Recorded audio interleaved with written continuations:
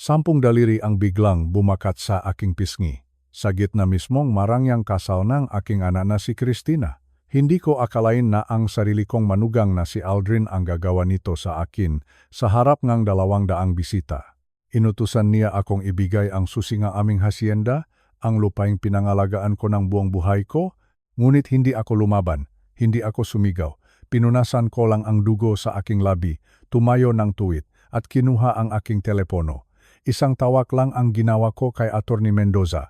Isang tawag na alam kong wawakasan ang lahat ng kasinungalingan at kasakiman ni Aldrin. Nakita ko ang biglang pagpapatuloy ng panginginig sa kanyang mga kamay nang magsidatingan ang 3 itim na sasakyan sa harap ng sting tiyak. Ang mayabang na ngiti ni Aldrin ay biglang naglaho, napalitan ng takot na hindi niya may kakaila. Sa isang sandali, ang lahat ng kanyang pinlano ay gumuho sa kanyang harapan. Bago ko ituloy ang kwentong ito at sabihin sa inyo ang sikretong itinago ko sa lupkang 25 taon, maari bang mag-comment muna kayo kung mula anong lungsod o lalawigan kayo nanonood? Gusto ko lang makita kung gaano kalayo na ang narating ng aking boses at ng kwentong ito. Gusto ko ring makiwan ng isang maikling paalala. Ang kwentong ito ay binuo upang magbigay ng inspirasyon at aral, ngunit ang mensahe tungkol sa pagmamahal sa pamilya at paninindigan sa katotohanan na dala nito ay may tunay na halaga para sa ating lahat. Ang umagang iyon ay punong-puno ng pag-asa, ngunit may kasama ring mabigat na kaba sa aking dibdib. Isinuot ko ang aking pinakamagandang barong Tagalog. Ito ay malinis, maayos, at tila nagpapaalala sa aking mga nakaraang panahon. Habang tinitignan ko ang aking sarili sa salamin, ang tanging naisip ko lang ay ang aking yumaong asawa, si Luz. 32 taon na ang nakalilipas ng ikasal kami sa lumang simbahan doon sa Laguna.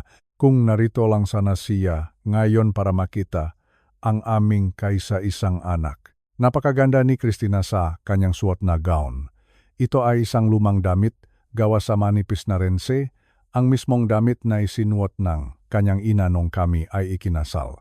Habang dahan-dahan kaming naglalakad sa gitna ng simbahan, naramdaman ko ang bahagyang pangingining ang kanyang kamay na nakakapit sa aking braso. Bumulong siya sa akin, "Daddy, sana ay nakikita ako ni Mommy ngayon." Doon, hindi ko na napigilan ang pagtulo ang aking luha. Para sa isang sandali, naging perpekto ang lahat.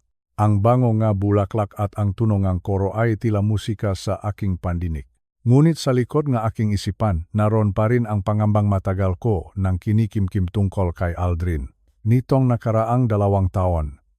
Mula nang makilala niya ang aking anak, palaging may kakaiba sa kanyang mga kilos. Sa tuwing makakaharap kami, hindi ang kalagayan ni Christina ang kanyang tinatanong. Sa halip, ang palagi niyang inusisa ay ang aming lupain, ang aming hacienda. Madalas siyang magtanong tungkol sa titulo ng lupa. Tinatanong niya kung sa kanino raw ba ito ipapangalan kapag ako ay wala na titulo. Iyon ang salitang palaging nagpapatahimik sa akin. Nakikita ko sa kanyang mga mata ang isang uri ng kislap na hindi galing sa pag-ibig kundi galing sa kasakiman. Isang uri ng lamig na tila naghihintay lang tamang pagkakataon para umatake.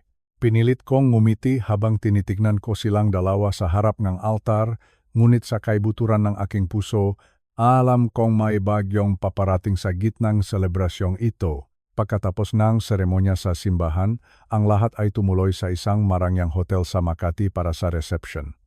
Ang steng tiyak ay napakaganda. Ang mailaw ay kumukutitap na parang mga bituin. Ang mamesa ay puno, mga puting bulaklak at mamahaling kagamitan. Maririnig ang tawanan ng mahigit 200 bisita. Masaya ang lahat, maliban sa akin, mayroon akong mabigat na pakiramdam na hindi ko may paliwanag. Habang ang iba ay nagsasayawan at nakukuwentuhan, ako ay tumayo muna sa gilid ng kuweba. Hawak ko ang isang basong rufang. Dahan-dahan itong iniinom habang pinagmamasdan ko ang aking anak na si Christina. Napakasaya niya. Napakaganda ng kanyang ngiti habang kausap ang kanyang mga kaibigan. Ngunit ang katuwaang iyon ay biglang naputol nang lumapit sa akin ang aking manugang, si Aldrin. Nakaluwag na ang kanyang kavat. Ang kanyang mukha ay mapula na dahil sa nainom na sampan. May kakaiba sa kanyang mamata. Isang uring baksik at yabang na ngayon ko lang nakita ng malapitan. Tinapik niya ang aking balikat. Napakalakas ng pagkakatapik na iyon. Tila ba hindi isang pagalang kundi isang hamon. Sabi niya sa akin, "Bak Ricardo, kailangan nating mag-usap." Napansin ko na tumahimik ang matao sa paligid namin, ang mausapan ay biglang tumigil. Tinanong ko siya kung tungkol saan ang usapan na ito. Sabi ko, "Aldrin, anak, hindi ba pwedeng bukas na lang? Ngayon ay araw ng inyong kasal." Ngunit ang salitang anak ay tila lalong nagpainit kanyang ulo. Sumagot siya ng may diin. Sabi niya, "Ngayon ang tamang panahon dahil narito ang lahat ng saksi. Narito ang pamilya natin at ang mga mahalagang tao sa lipunan." Kinabahan ako sa salitang saksi. Tumingin ako sa paligid at nakita ko ang kanyang mga kasosyo sa negosyo at mga kamag-anak na nakatingin sa amin. Ang pakiramdam ko ay parang isa itong bitag. Isang bitak na matagal na niyang inihanda para sa akin. Bigla siyang may dinukot sa kanyang bulsa. Isang maliit na kahon na kulay nyung. Noong una, akala ko ay may ibibigay siyang regalo. Pero nang buksan niya ito, tila tumigil ang paktibok ng aking puso. Sa loob ng kahon ay may masusi. Masusi ko. Ang susing bahay sa hacienda. Ang susing bodegang palay. Ang susing nga traktora. Alam ko sa aking sarili na hindi ko kailanman ibinigay sa kanya ang masusing iyon. Tinanong ko siya nang may panginginig sa aking boses. "Paano mo nakuha ang maiyan?" Ngumiti siya nang nakakatakot. Isang ngiti na puno ng pananakot. Sabi niya, "Si Christina ang nagbigay nito." Sabi niya, gusto raw niyang bigyan akong sorpresa. Isang simbolong pagpapakita na kami na ang bahala sa lahat. Itinaas niya ang kahon para makitang lahat ng gabisita. Sabi niya sa malakas na boses, "Kailangan na namin ang orihinal na titulong lupa. Ang bienbanchuyan niyon kuyan sahyo." Gusto niyang pirmahan ko ang dokumentong maglilipat ng lahat ng ari-arian sa pangalan nilang dalawa. Doon ay hindi ko na napigilan ang aking galit, ngunit pinilit ko pa ring maging mahinahon. Sabi ko sa kanya, "Aldrin, hindi ito ang lugar para sa usaping ito. Ang hacienda ay hindi lamang basta lupa. Ito ay kasaysayan ng aming pamilya." Pero lalong lumakas ang kanyang boses. Sabi niya, "Bak Ricardo, huwag na tayong maklokohan dito, matanda ka na. Hindi mo na kayang alagaan ang ganun kalaking lupain. Ang hacienda ay nasasayang lang sa kamay ng isang matandang luma na ang pag-isip." Narinig ko ang singhap ng mga tao sa paligid. Ang aking kapatid na si Maria ay napahawak sa kanyang dibdib dahil sa gulat. Nakita ko rin si Christina na papalapit sa amin. Ang kanyang mukha ay puno ng pagtataka at takot. Tinanong niya si Aldrin kung anong nangyayari, pero hindi siya pinansin ni Aldrin. Sa halip, lalong lumapit sa akin ang aking manugang. Ang hininga niya ay amoy ala. Sabi niya, "Isang matanda na ulyanin ay wala ng karapatang humawa ng ganong kayamanan. Kailangan namin ang seguridad para sa aming hinaharap." Doon ko na sinabi ang salitang hindi ko kailanman babawiin. Sabi ko, "Hindi ko ibibigay ang titulo sa iyo, Aldrin. Hindi kailanman." Ang kanyang mukha ay biglang nagbago. Ang dati niyang maamong mukha ay napalitan ng put. Sabi niya, "Ikaw na matandang matigas ang ulo. Wala kang alam kung sino ang kinalaban mo." Sa isang iglap, bago pa ako makahakbang paatras, bago pa may makapigil sa kanya, naramdaman ko ang isang malakas na hampas sa aking mukha. Isang sampal, ang tunong sampal na iyon ay umalingaw-ngaw sa buong stengtiya. Para itong puto ang baril sa gitna ng katahimikan. Dahil sa lakas ng tama, nawalan ako ng balanse. Ang aking sapatos ay nadulas sa makinis na sahig na gawa sa kamtach. Bumaksak ako ng pasandal. Unang tumama ang aking balakang, sumunod ang aking balikat. Ang sakit ay gumuhit sa buong katawan ko. Naramdaman ko rin ang lasa ang dugo sa loob ng aking bibig dahil nakagat ko ang aking dila. Katahimikan. Isang nakakabinging katahimikan ang bumalot sa buong hotel. Pagkatapos ay narinig ko ang mabulungan ng mataw. May mga nagtatanong kung totoo ba ang nakita nila. May mga tumatawag ng security. Nakita ko si Aldrin na nakatayo sa tapat ko. Hingal na hingal siya. Ang kanyang makamaw ay nakakuyom pa rin. Tila ba siya mismo ay nagulat sa kanyang ginawa, ngunit hindi ko na nakita ang pagsisisi sa kanyang mamata.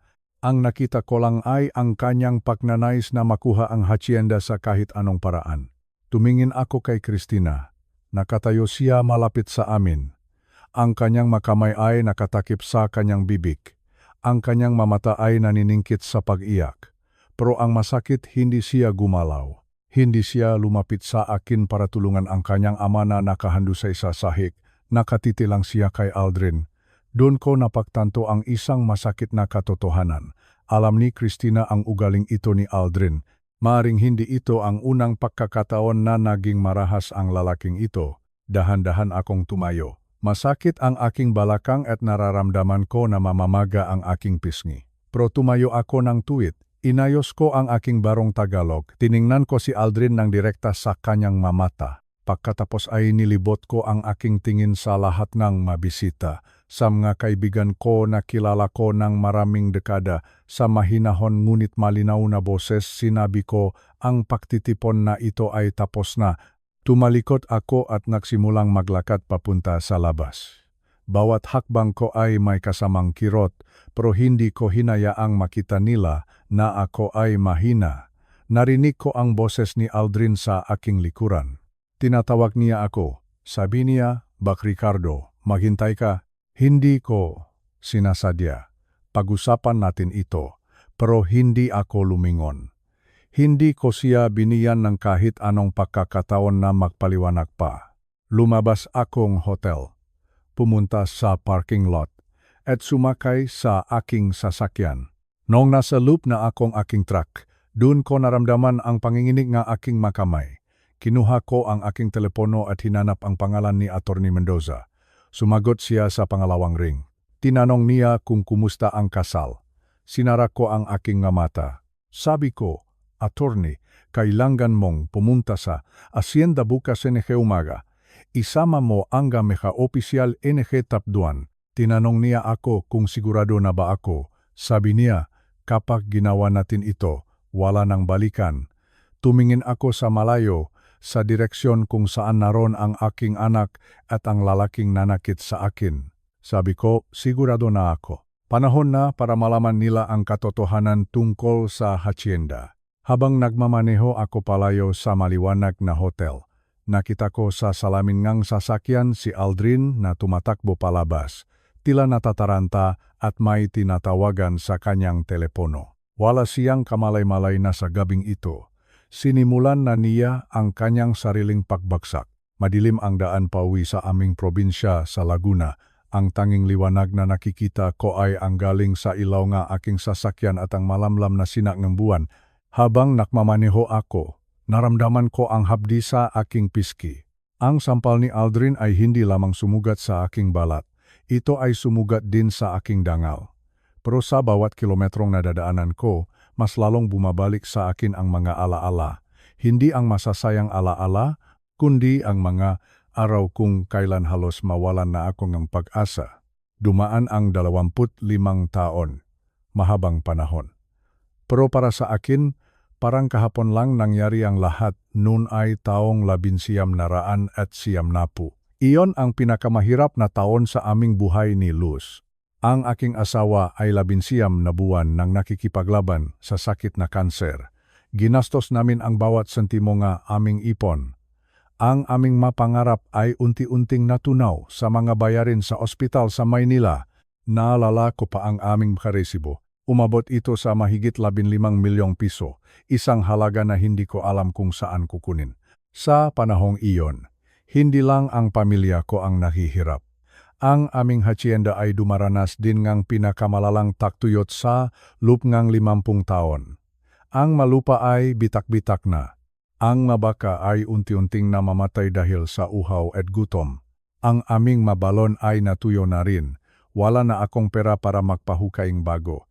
At ang bangko ay nagsimula ng tumawag. Gusto na nilang kunin ang aming lupain. Ang lupang itinayo na aking lolo noong taong 1923, namatay si Luz. Naiwan sa akin ang aming anak na si Christina. 7 taong gulang pa lamang siya noon. Habang nakaupo ako sa beranda ng aming lumang bahay, tinitiknan ko ang paglubok ng araw. Akala ko iyon na ang huling beses na makikita ko ang lupang ito bilang akin. Doon dumating ang isang itim na sasakyan. Isang lalaking nakasuot ng mamahaling barong ang bumaba, siya si Atty. Mendoza, na kinatawan ng Luzon Heritage Investment Group.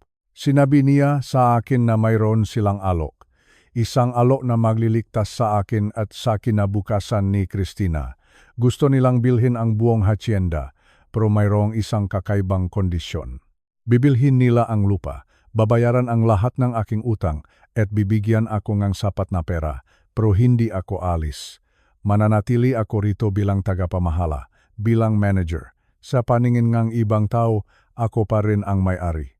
Pero sa ilalim ng batas, ang Luzon Heritage na ang nakmamay-ari ng lahat. Tinanggap ko ang alok na iyon. Wala akong ibang pagpipilian. Pinirmahan ko ang kontrata ng gabing iyon. Sa sumunod na linggo, dumating ang makagamitan. Nakapahukay kami nga bagong balon. Naging malusok muli ang mabaka. Ang hacienda ay muling nabuhay. Sa loob ng 25 taon, naging maayos ang lahat. Ang Luzon Heritage ay nagpapadala ng aking sahod na 200,000 piso bawat buwan. Binabayaran nila ang lahat ng gastos sa operasyon ng trangka. Hindi sila kailanman nakialam sa aking mga desisyon. Para sa buong mundo, ako pa rin si Ricardo Wellington, ang mayamang mayari ng hacienda.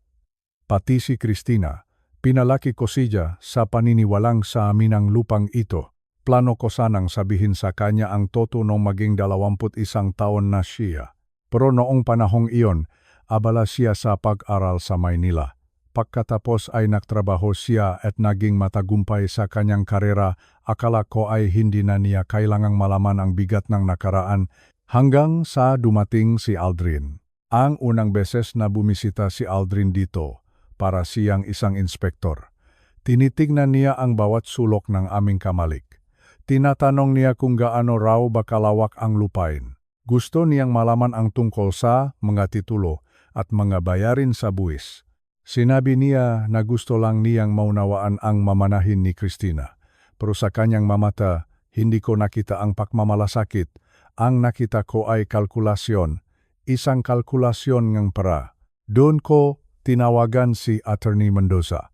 Sinabi ko sa kanya na may problema kami. Sinabi ko na ang manliligaw ni Cristina ay naktatanong ng mga bagay na hindi ko pwedeng sagutin nang hindi ibinubunyak ang aming lihim. Ipinaalala sa akin ni attorney ang isang mahalagang sugnay sa kontrata.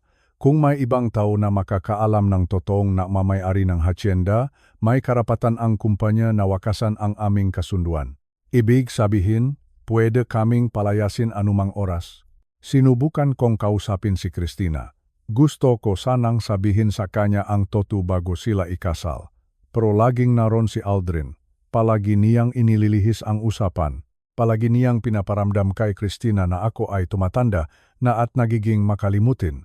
Sinabi pa niya kay Cristina na nangako raw ako sa kanya na ililipat ko na ang pangalan ng lupa sa kanila. Isang malaking kasinungalingan. Hindi ko kailanman sinabi iyon.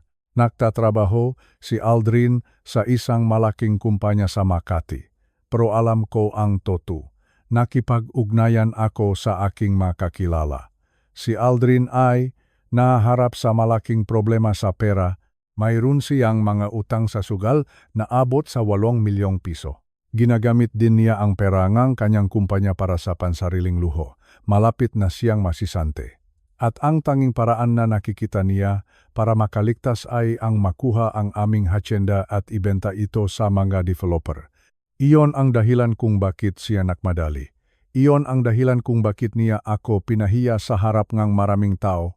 Akala niya ay matatakot ako. Akala niya ay mas pipiliin kong ibigay ang titulo kaysa mapahiya. Pero ang hindi niya alam, ang titulong hinahanap niya ay wala sa aking makamay. Ito ay nasa loob ng isang vault sa opisinang Luzon Heritage. At ang sampal na ibinigay niya sa akin, iyon ang magiging mitsangang kanyang pagbaksak. Habang ipinapasok ko ang aking sasakyan sa garahe ng hacienda, nararamdaman ko ang katahimikang gabi. Ang lupang ito ay protektado ng isang lihim na nagligtas sa aming buhay 25 taon na ang nakalilipas. At ang lihim na iyon din ang gagamitin ko para protektahan ang aking anak mula sa isang masamang tao. Bukas, pagdating ni Attorney Mendoza kasama ang mga opisyal ng kumpanya, malalaman ni Aldrin na ang lupang akala niya ay madali niyang makukuha ay pag-aaring nga taong hindi niya kailanman kayang tapatan. Pagod na ang aking katawan, pero malinaw na ang aking isip, pinahiran ko ang aking namamagang pisngi. Ngumiti ako ng bahagya. Aldrin, akala mo ay ikaw ang nakmamando sa laro, pero hindi mo alam, matagal na kitang naunahan. Bukas, ang katotohanan ang sisingil sa iyo sa bawat kasinungalingang sinabi mo sa aking anak. Ang Hacienda Wellington ay hindi lamang lupa. Ito ay isang pangakong hindi mo kailanman masisira. Alas 7:30 pa lamang ng umaga, ngunit ang sikat nga araw sa aming hacienda ay tila may dalang kakaibang tindi. Hindi pa ako nakakatapos sa aking unang tasang kape nang marinig ko ang ingay ng sasakyang dumarating. 3 malalaking sasakyan na kulay itim ang dahan-dahang pumasok sa aming bakuran. Nagdulot ito ng malaking alikabok sa tuyong daan. Alam ko na kung sino ang ito. Dumating na ang mataong maglalantad sa madilim na katotohanan. Unang bumaba sa sasakyan si Attorney Mendoza. Kasunod niya ang 5 tao na hindi ko inaasahan. Sila ang manamumuno sa Luzon Heritage Investment Group. Ang taong tunay na nakmamayari ng lupang tinitayuan ko. Pinangunahan sila ni Margarita Caldwell, ang tumatayo bilang chairwoman ng korporasyon. Kasama rin niya si Ginong David, ang kanilang abogado sa mga kasong kriminal, at si Ginong Jaime, ang kanilang pinuno sa pananalapi. Lahat sila ay nakasuot ng formal na damit na tila hindi bagay sa gitna ng bukit at mga puno ng mangga. Pumasok kami sa aming sala. Ang hangin sa loob ng bahay ay tila naging napakabigat. Naupo sila sa aming lumang sofa. At doon nagsimula ang pagtitipon na hindi ko kailanman malilimutan. Sinabi ning Margarita na naging prioridad nila ang investigasyon kagabi pa lamang matapos kong tumawag.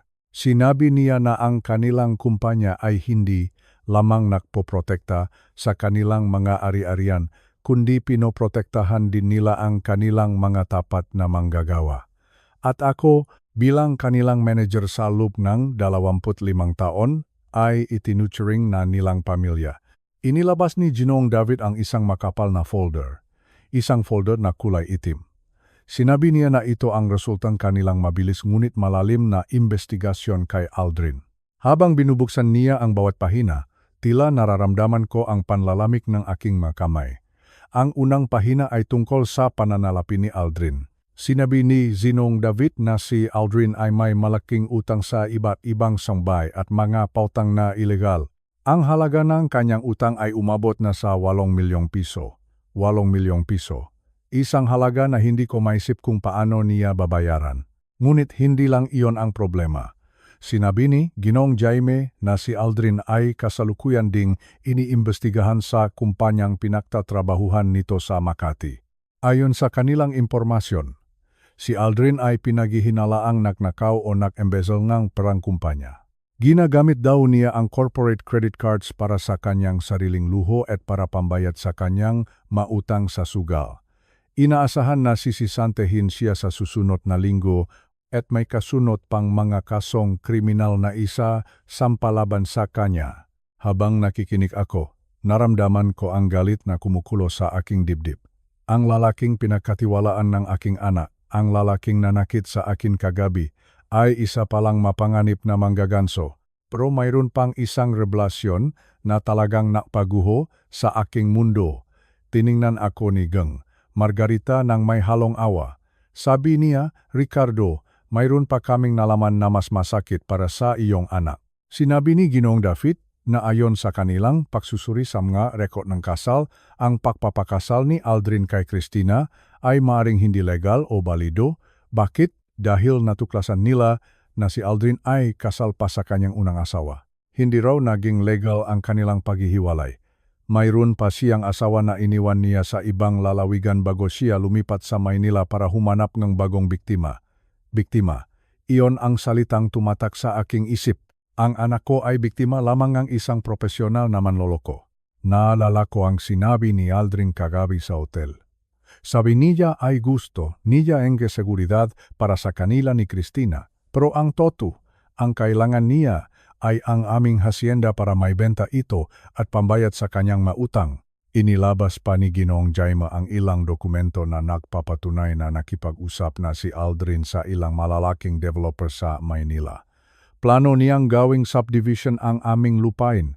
Gusto niyang patayuan ito nga bahay at golf course.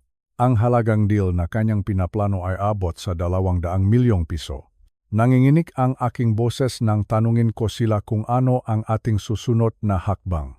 Sinabi ni Ngong Margarita na hindi nila hahayaang magtagumpay si Aldrin. Sinabi niya na dahil si Aldrin ay nanakit sa akin na isang opisyal ng kanilang kumpanya, maaari nila itong kasuhan ng felony assault. Sa batas ng Pilipinas, ang pananakit sa isang nakatatanda ay may mabigat na parusa at dahil ginawa niya ito habang sinusubukan niyang makuha ang ari-arian ng kumpanya, lalong bibigat ang kanyang kaso. Humingi rin akong payo kung paano ko ito sasabihin kay Christina. Alam ko na madudurok ang puso ng aking anak. Sinabi ni Ngang Margarita na tutulungan nila ako. Sabi niya, hindi lang kami narito para sa negosyo, Ricardo. Narito kami para protektahan ang dangal ng iyong pamilya. Maghahanda raw sila ng legal na dokumento para mapawalang bisa ang kasal sa lalong madaling panahon. Inutusan ni Gnong Margarita ang kanilang security team na manatili muna sa aming hacienda.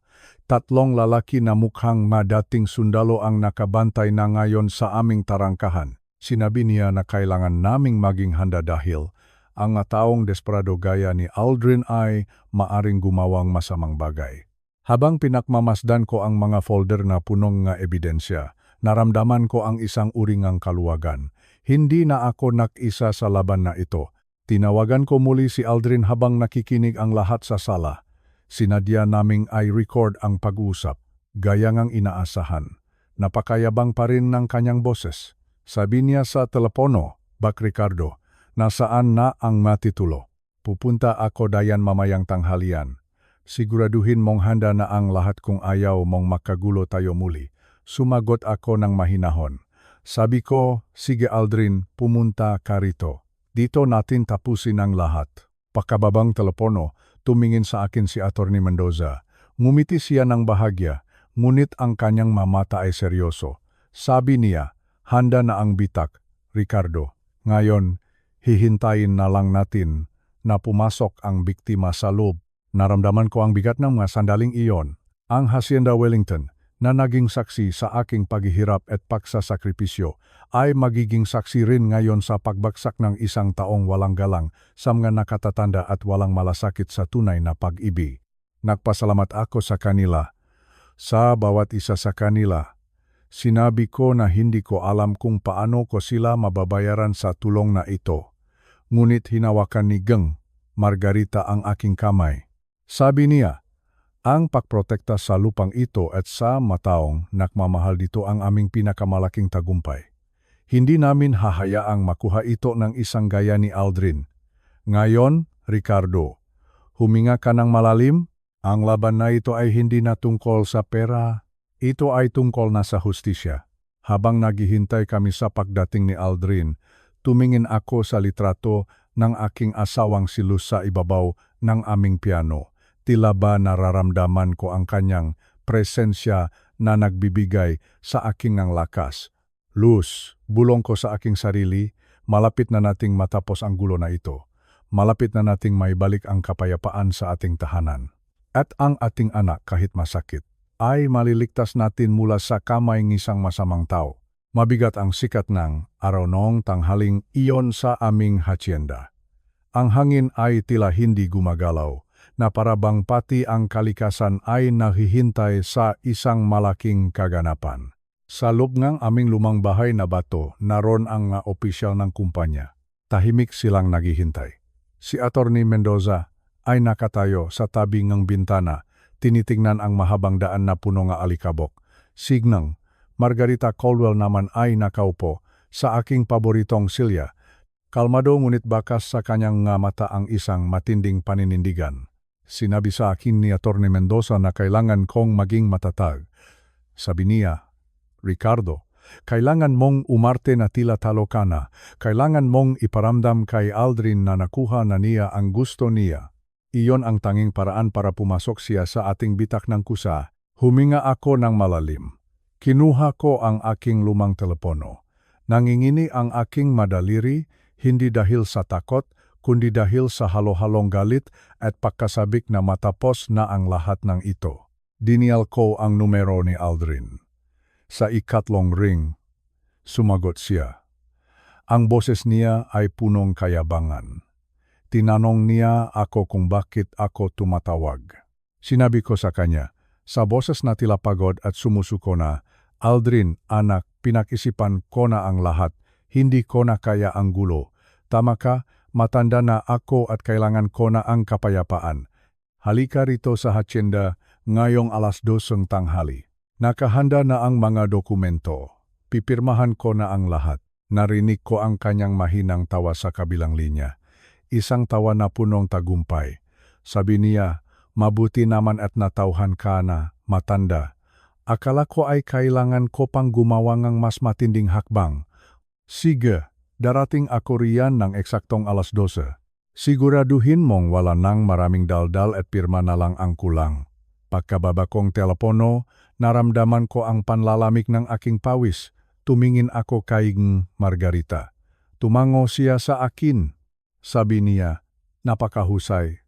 Ricardo, ngayon, hayaan mong ang aming koponan ang gumalaw. Lumabas kami ng bahay para tingnan ang aming paghahanda. Ang 3 lalaki mula sa security team ng kumpanya ay kumikilos ng napakabilis at tahimik. Sila ay mga dating sundalo na sanay sa ganitong mga operasyon. Hindi sila nakasuot ng uniforme. Nakasuot lang silang simpleng t-shirt at maong para magmukhang mga trabahador sa bukit. Ang isa sa kanila ay nakunwaring nagayos ng bakot malapit sa tarangkahan. Ang dalawa naman ay pumuwesto sa loob ng bodegang palay, kung saan kitang-kita ang pintuan ng aming bahay. Naglagay din sila na maliliit na kamera at mga recorder sa loob ng sala. Sinabi ni Atty. Mendoza na kailangan nating makuha ang bawat salita at bawat galaw ni Aldrin. Iyon daw ang magsisilbing matibay na ebidensya sa korte. Sinabihan din nila ang aming matunay na trabahador na manatili muna sa malalayong bahagi ng hacienda. Ayaw naming madamay sila o makahalata si Aldrin na may kakaibang nangyayari. Habang nahihintay kami, naupo ako sa beranda. Tinitingnan ko ang aming malawa na lupain. 1,800 ektarya ng luntiang damo at malulusok na baka. Naisip ko si Christina. Naisip ko kung gaano kasakit para sa kanya ang malaman ang lahat ng ito. Pero alam ko rin na ito ang tanging paraan para mailigtas ko siya sa isang habambuhay na paghihirap sa piling ng isang manloloko. Ang pag-ibig ng isang ama ay minsan ay kailangang maging masakit para sa ikabubuti ng anak. 11:30, 15 minuto na lang bago ang itinakdang oras. Ang katahimikan sa hacienda ay nakakabingi. Maririnig mo lang ang huning nga kuliglik at ang bahagyang pagaspas ng mga dahon ng kawayan.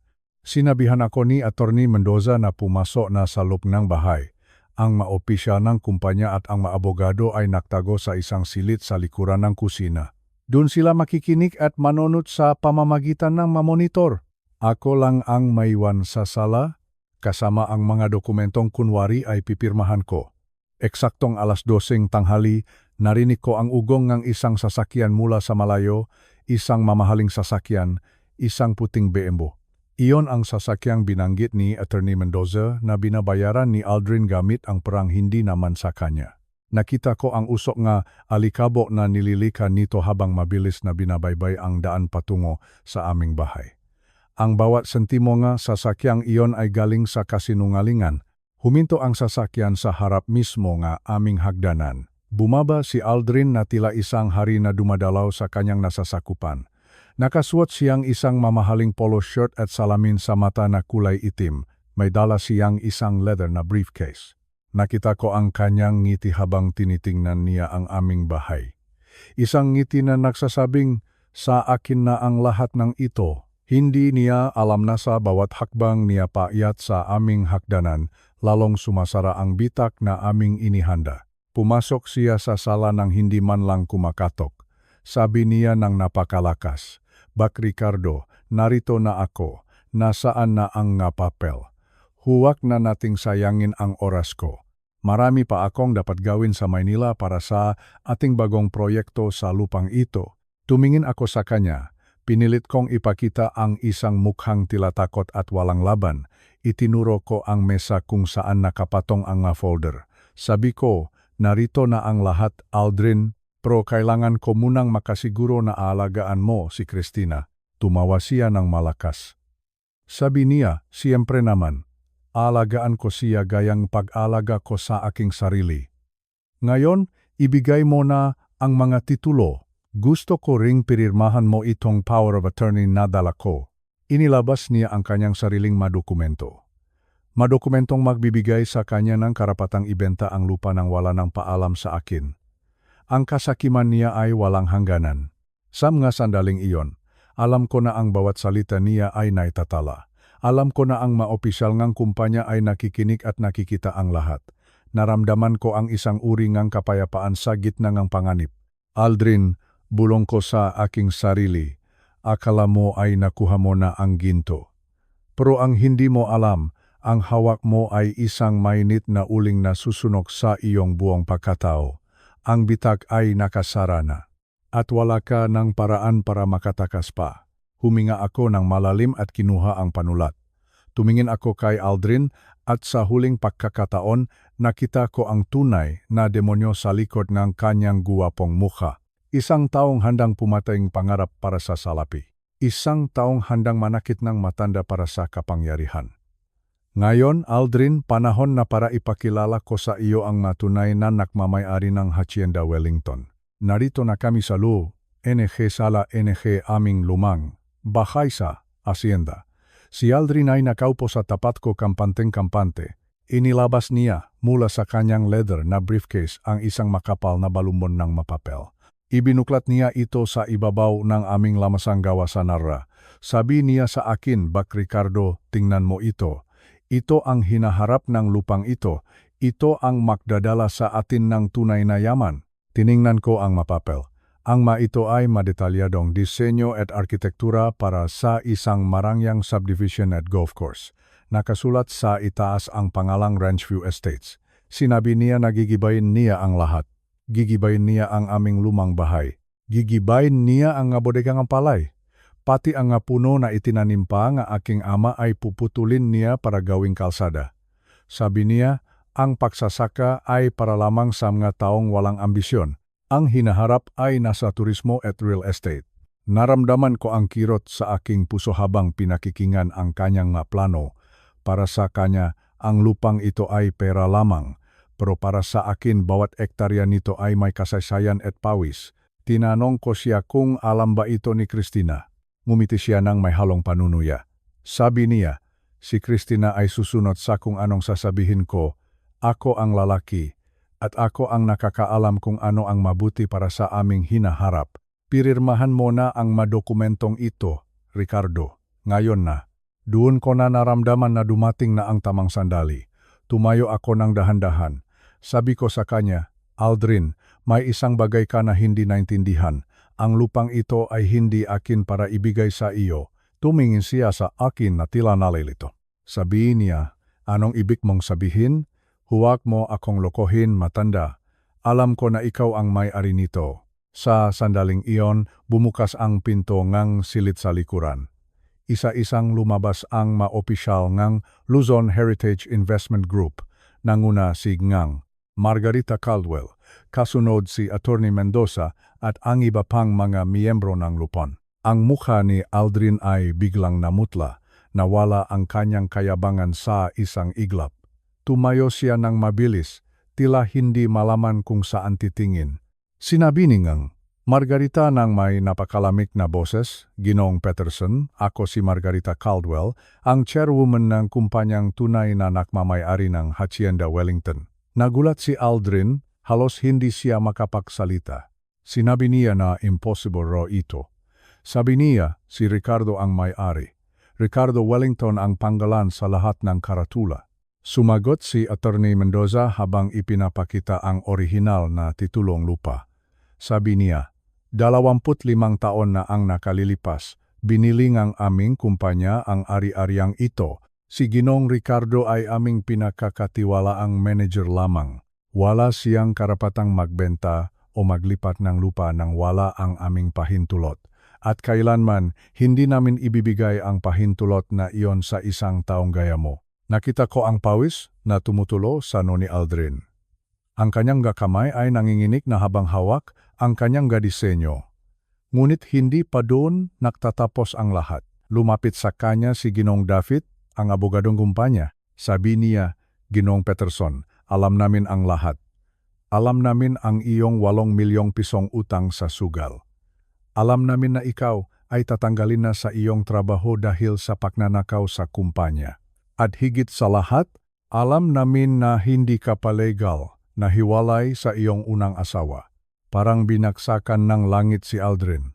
Napaupo siya muli sa silya, tila ba nang hina ang kanyang mabinti. Sinabi ni Ginong David na ang ginawa niyang pananakit sa akin sa hotel ay isang krimen, felony assault laban sa isang senior citizen, at ang kanyang pagtatangkang makuha ang lupa sa pamamagitan ng pananakot ay tuturing na extortion at attempted fraud. Sinubukan ni Aldrin na lumaban. Sabi niya, hindi niyo ako pwedeng gawin ito. Asawa ko si Christina. May karapatan ako sa lahat ng mamanahin niya. Ngunit sumagot si Ngang. Margarita nang may diin. Sabi niya, walang mamanahin si Christina na lupa mula rito dahil hindi ito pag-aring kanyang ama. At dahil ikalawang asawa ka lang na hindi legal ang kasal, wala kang kahit anong karapatan sa kahit anong sentimo ngang pamilyang ito, doon na pumasok ang aming security team. 3 malalaking lalaki na may seryosong muka. Sinabihan nila si Aldrin na kailangan na niyang umalis sa loob ng Hacienda Wellington, agad-agad. Sinabi ni Attorney Mendoza na mayroon na silang inihandang restraining order. Kapag lumapit siya sa akin o kay Christina sa loob ng distansyang 500 metro, agad siyang arestuhin ng pulisya. Tumingin si Aldrin sa akin. Ang kanyang mamata ay punong put at desperasyon. Sabi niya, pinagplanuhan mo ito, matanda, niloko mo ako. Sumagot ako ng mahinahon. Sabi ko, hindi kita niloko, Aldrin. Ipinakita ko lang sa iyo ang salamin ng iyong sariling kasakiman. Akala mo ay madali mong makukuha ang lahat sa pamamagitan ng pananakit at pagsisinungaling. Ngunit sa huli, ang katotohanan pa rin ang nanay. Kinuha ng security team ang kanyang briefcase at itinapon ito sa labas ng bahay. Pinatayo nila si Aldrin at dinala siya palabas ng pinto. Nakita ko siyang naglalakad pababa ng aming hagdanan, bitbit ang kanyang pangarap na nawisawala. Ang kanyang puting BMW na kinuha niya sa masamang paraan ay mabilis na humarurot palabas nga aming tarangkahan. Habang binabantayan siya nga aming matauhan, huminga ako ng malalim. Naramdaman ko ang unti-unting pakawala ng bigat sa aking dibdib.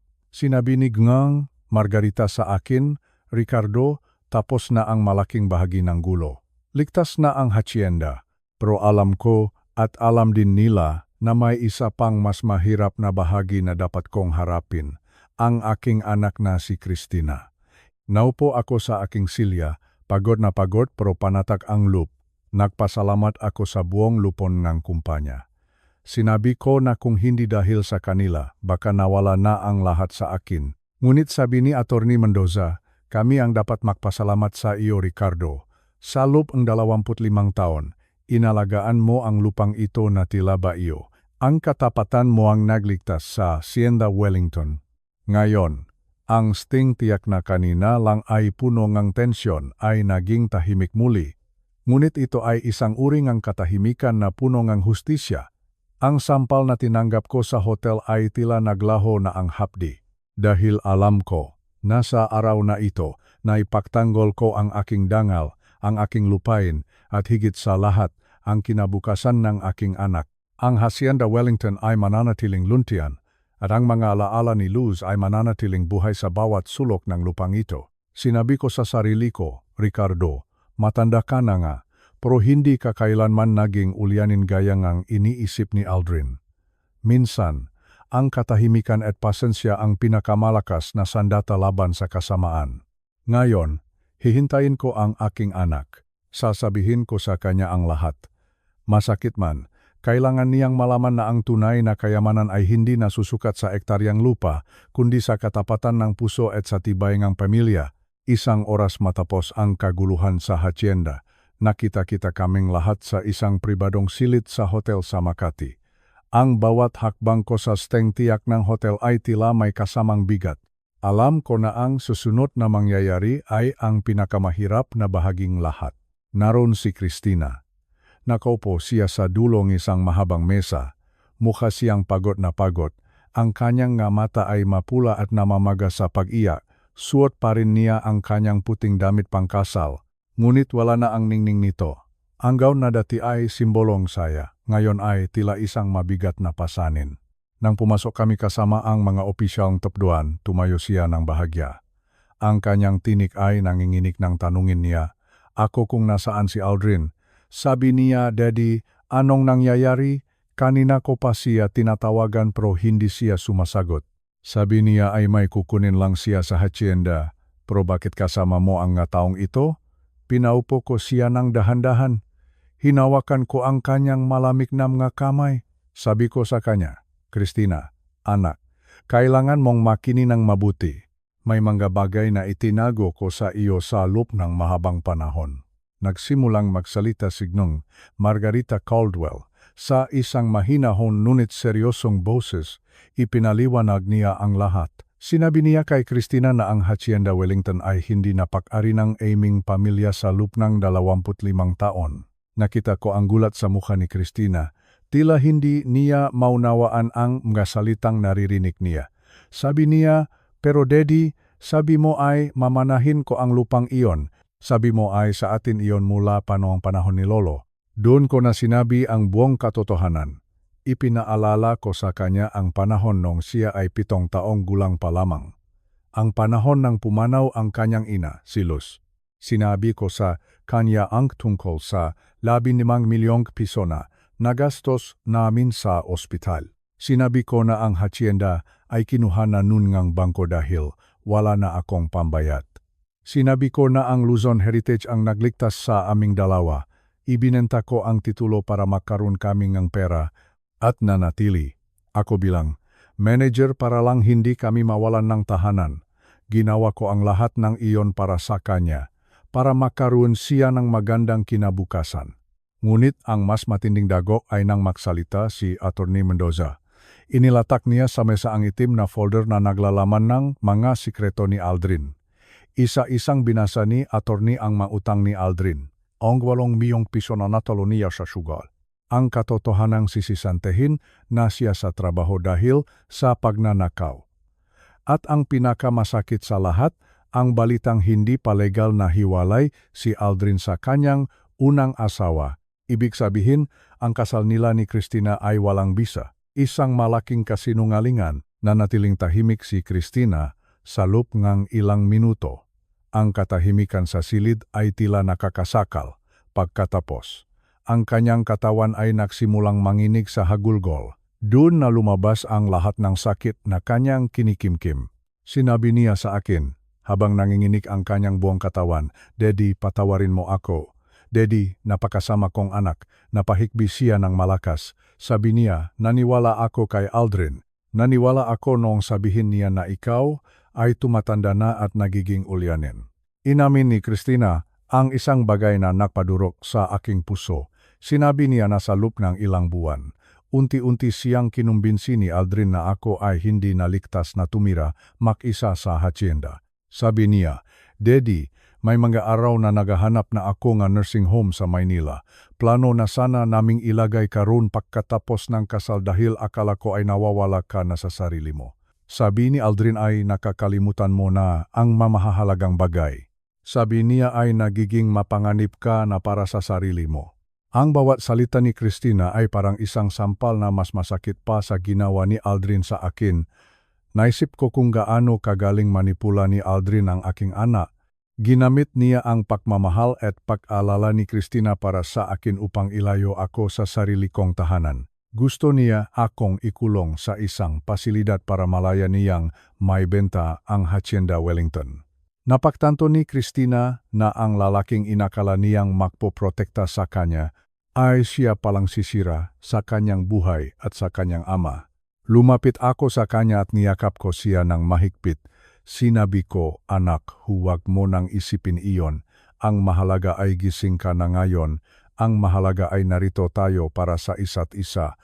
Pinahid ko ang kanyang maluha gamit ang aking makamay na magaspang dahil sa pagtatrabaho sa bukit. Sabi ko sa kanya, ang hacienda ay lupa lamang, pero ang pagtitiwala natin sa isa't isa ang tunay na yaman. Pinoprotektahan kita nun at patuloy kitang poprotektahan hanggang sa huling sandali ng aking buhay. Nagpasalamat din si Christina sa mga opisyal ng kumpanya. Sinabi ni Ngong Margarita sa kanya, Miss Christina, ang iyong ama ay isa sa mga pinakamarangal na tao na nakilala ko. Sa loob ng 25 taon, hindi siya humiling ng kahit ano para sa kanyang sarili. Ang tanging hiling niya ay ang seguridad mo. Huwag mo sanang kalilimutan iyon. Tumango si Christina habang patuloy pa rin ang pagtulong ng kanyang luha. Ang mga luha na iyon ay hindi nagaling sa lungkot lamang, kundi galing sa pagsisisi at pagmulat ng kanyang mata. Tumayo kami at nahandang umalis sa hotel. Sinabi ni Christina na ayaw na niyang bumalik sa bahay na tinutuluyan nila ni Aldrin sa Maynila. Gusto na niyang umuwi sa hacienda. Gusto na niyang bumalik sa lugar kung saan siya lumaki. Sinabi ko sa kanya, ang Hacienda Wellington ay laging nakabukas para sa iyo anak. Iyon ang ating tahanan. Doon natin umpisahan ang pagbuo-muling iyong buhay. Habang naglalakad kami palabas ng hotel, nakita ko ang pagbabago sa mukha ng aking anak. Ang takot at kalituhan ay napalitan ng isang uring katatagan. Alam ko na mahaba pa ang proseso ng paghilom. Alam ko na hindi madaling kalimutan ang sakit nga pagtataksil. Pero sa gabing ito, ang katotohanan ang nagsilbing ilaw sa aming madilim na daan. Ang maluha ni Christina ay naging simula ng kanyang kalayaan mula sa makamay ni Aldrin. Sinabi ko sa aking sarili, Ricardo, sulit ang bawat taon ng lihim at sakripisyo. Sulit ang bawat sampal at pang-alipusta na tinanggap mo. Dahil sa huli, nabawi mo ang iyong anak. Nabawi mo ang kanyang tiwala. At ang Hacienda Wellington, ang lupang naging saksi sa lahat ng aming hirap, ay magiging saksi naman ngayon sa aming bagong panimula. Ang gabi ay malapit ng matapos. At ang bukang liwewe ay naghihintay na sa aming pagbabalik sa aming tunay na tahanan. 6 na buwan na ang mabilis na lumipas mula nung gabing trahedya sa hotel. Ang sariwang hangin sa aming lalawigan sa Laguna ay tila nakpapagaling na sa mga sugat ng aming nakaraan. Ngayong umaga, habang nakaupo ako sa beranda at uminom ng aking mainit na kape, pinagmamasdan ko si Christina. Wala na sa kanya ang marangyang damit pangkasal. Ang suot na niya ngayon ay isang simpleng t-shirt, pantalon at bota. Kasama siya ang aming matrabahador sa gitna ng bukit, sinusuri ang mga bagong tanim na binhingang palay. Ang makita ang aking anak na muling nakatapak sa lupang ito ay ang pinakamagandang tanawin na aking nasaksihan. Ang pagpapawalang bisa sa kanyang kasal kay Aldrin ay naging mabilis at maayos. Dahil sa mga ebidensyang nakalap ng Luzon Heritage tungkol sa panloloko at pakikipag-asawa ni Aldrin sa higit sa isang babae, wala siyang nagawa kundi ang tumakas. Ayon sa huling balita ng mga investigador, nakita siya sa ibang bansa, tila nagtatago sa kanyang nga pinakakautangan. Wala kaming balita sa kanya at iyon ang pinakamagandang bagay na nangyari sa amin. Ang katahimikan mula sa isang masamang tao ay isang uring biyaya. Hindi naging madali ang pagbabalik ni Christina sa hacienda. Sa mga unang buwan, nakita ko sa kanyang mamata ang matinding hiya at pagsisisi. Pero sinabi ko sa kanya, Christina, ang pagkakamali ay bahagi ng buhay. Ang mahalaga ay kung paano ka babangon at kung paano mo itatama ang iyong daan. Doon nagsimulang makbago ang lahat. Ibinuhos ni Christina ang kanyang buong oras sa paaral tungkol sa operasyon ng trangka. Siya ang humahawak ngayon sa aming bookkeeping. Siya rin ang nakikipag-usap sa mamamimilingang ating mga baka at palay. Napakahusay ngang kanyang instinto sa negosyo, tila ba nakmana siya sa kanyang ina, si Luz. Isang hapon habang pinakmamasdan namin ang paglubog nga araw, sinabi ni Christina ang isang bagay na nakpaantik sa aking damdamin. Sabi niya, Daddy, Gusto kong mabili muli ang hacienda. Gusto kong ang titulong ito ay mapunta muli sa pangalan ng ating pamilya. Hindi ko nahahayaan na ang ating kasaysayan ay mawala muli dahil lamang sa pera. Sinabi ko sa kanya na malaking halaga ang kailangan. 4,200,000 piso ang kasalukuyang halaga ng ari-ariang ito. Pero hindi siya natakot. Sinabi niya na gagamitin niya ang kanyang naipon at ang perang iniwan ng kanyang ina para sa isang down payment. Nakipag-ugnayan kami kay Nyung Margarita Caldwell mula sa Luzon Heritage. Nagulat ako sa naging tugon ng kumpanya. Sinabi ni Nyung Margarita na ang layunin ng kanilang kumpanya mula pa noong simula ay protektahan ang nga lupain gaya nga Hacienda Wellington. Sabi niya, Ricardo, ang aming tagumpay ay nakadepende sa mga taong gaya niyo at dahil nakikita namin ang katapatan at pagsusumikap ng iyong anak, paya kami na ilipat muli sa inyo ang pagmamayari. Magkakaroon tayo ng isang makatarungang kasunduan sa pagbabayad. Noong nakaraang buwan, naganap ang formal na seremonya sa aming sala. Dumating si Geng Margarita at si Attorney Mendoza. May dala silang sampan para sa isang maliit na selebrasyon. Pinirmahan ni Cristina ang mga dokumento na nagpapatunay na siya na ang opisyal na may-ari ni Hacienda Wellington. Ako naman ay mananatili bilang manager at katuwang niya sa lahat ng bagay. Sinabi ni Genega Margarita sa amin, 25 taon na ang nakalilipas, binili namin ang lupang ito para iligtas ito. Ngayon, ibinibenta namin ito sa pamilyang tunay na nagmamahal dito. Ito ang pinakamagandang pagtatapos na aming inaasahan. Ngayon, ang Hacienda Wellington ay muling buhay na buhay. Ang matao rito ay mas masaya dahil alam nilang ang pamilya Wellington ang tunay nilang pinaglilingkuran. Si Cristina ay naging isang huwarang amo. Pinapahalagahan niya ang bawat magsasaka at bawat pamilya na naninirahan sa aming lupain. Sabi niya sa akin, Daddy, ang hacienda ay hindi lang tungkol sa ektarya ng lupa. Ito ay tungkol sa mga taong katuwang natin sa pagpapalago nito. Ito ay tungkol sa ating komunidad. Naisip ko si Aldrin, kung hindi siya dumating sa aming buhay, baka hanggang ngayon ay dala-dala ko pa rin ang lihim tungkol sa pagmamayari ng lupa. Ang kanyang kasamaan ay naging mitsa para lumabas ang katotohanan. Dahil sa kanya, nagkaroon kami na pagkakataon na bawin muli ang aming pamilya sa isang pundasyon na puno na katapatan. Minsan, ang mga pagsubok na akala natin ay wawasak sa atin ay siya pa palang magiligtas sa atin. Naalala ko rin ang sampal na tinanggap ko sa hotel. Ngayon, wala na ang hapdi niyon. Ang tanging nararamdaman ko na lang ay ang init ng yakap ng aking anak at ang kapayapaan sa aking puso. Ang Hacienda Wellington ay amin na muli sa paraang legal at marangal. At ang pinaka-importante, ang aking anak ay natuto na ang tunay na seguridad ay hindi nanggagaling sa pananakit ng iba, kundi sa paggawa ng tama at sa paggalang sa mga katatanda. Bago matapos ang araw, naglalaka kaming dalawa ni Cristina malapit sa bakod ng timo na bahagi ng trangka. Tinitignan namin ang mga baka na dahan-dahang naglalakad pabalik sa kanilang kulungan. Tinanong ako ni Cristina kung nagsisisi ba ako sa itinago ko ang totu sa loob ng 25 taon. Huminga ako ng malalim. Sabi ko sa kanya, nagsisisi ako na nagkaroon ng pagkakataon ng isang kaya ni Aldrin na manipulahin ka. Pero hindi ko pinagsisisihan na pinrotektahan kita mula sa mga problema sa pananalapi noong bata ka pa. Ngumiti si Cristina sa akin. Isang ngiti na puno ng kapayapaan at pagmamahal. Sabi niya, Daddy, sa tingin ko ay alam ni Momilus ang lahat ng ito. Sa tingin ko ay masaya siya ngayon dahil buo na tayo. At dahil ang tahanang ito ay mananatiling sa atin hanggang sa susunod na mga henerasyon. Doon naramdaman ko ang isang malakas na hangin na tila humahaplos sa aking balat.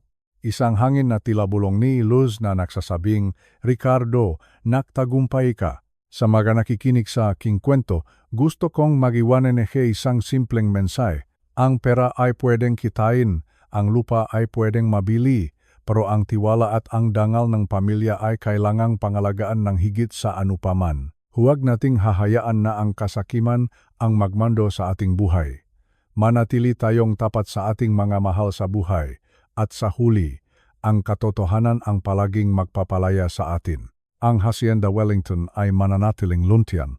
Ang aming pamilya ay mananatiling matatag. At ang kwentong ito, ang kwento ng isang sampal na nawi sa tagumpay, ay mananatiling alaala ang aming katatagan.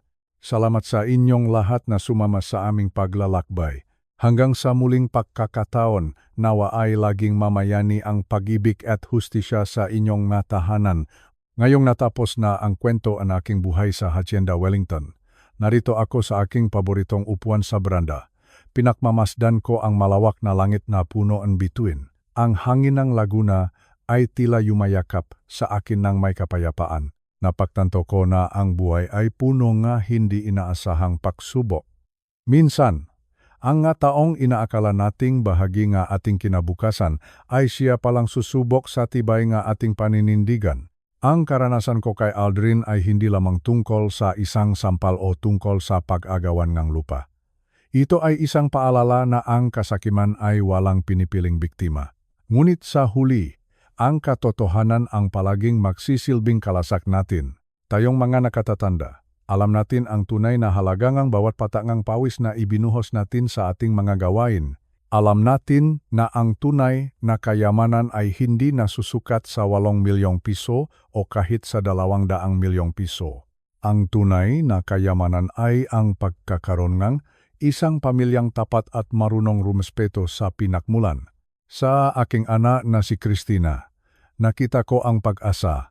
Nakita ko na sa kabilang panloloko, ang puso ay may kakayahang bumangon at itama ang bawat pagkakamali. Ang Hacienda Wellington ay mananatiling luntian. Hindi dahil sa mga dokumento o dahil sa daming baka, kundi dahil ito ay punong-puno nga pagmamahal at katapatan. Ngayon wala na akong lihim na dinadala, wala na ang mabigat na pasanin sa aking dibdib. Ang bawat gabi ay mahimbing na ang aking tulok dahil alam kong ligtas na ang aking anak at ang ating tahanan.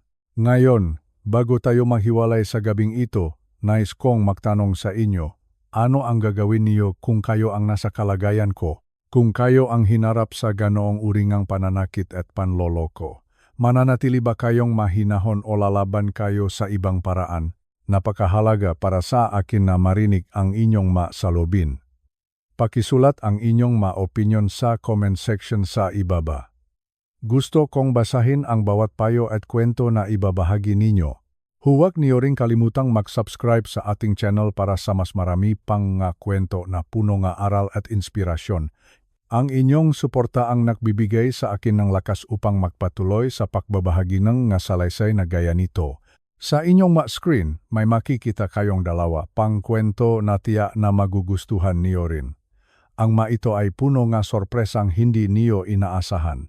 Maraming salamat sa pananatili niyo hanggang sa huling sandali ngaking kwento. Nawa ay pagpalain ang inyong mga tahanan ng kapayapaan at pagkakaisa. Palaging tandaan, ang katotohanan ay may sariling oras upang lumabas at sa huli ang kabutihan ay palaging nagtatagumpay. Hanggang sa muli nating pagkikita sa susunod na kwento. Paalam po sa inyong lahat.